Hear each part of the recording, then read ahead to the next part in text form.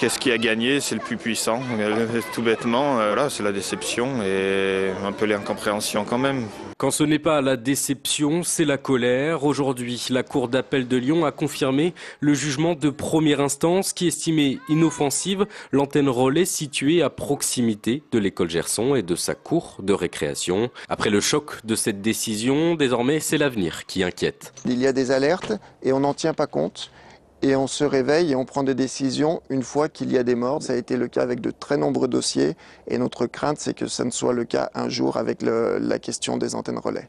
Du côté de l'opérateur téléphonique, les arguments étaient simples. Aucune étude scientifique prouve réellement l'existence d'éventuels risques pour la santé.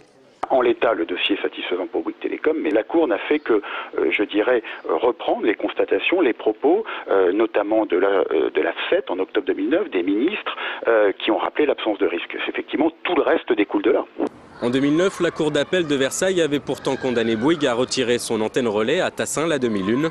Mais aujourd'hui, la Cour d'appel de Lyon en a décidé autrement, une décision qui pourrait faire jurisprudence. Enfin, du côté de l'école Gerson, certains parents d'élèves songent à retirer leur enfant de l'établissement, voire à ne pas les réinscrire l'année prochaine.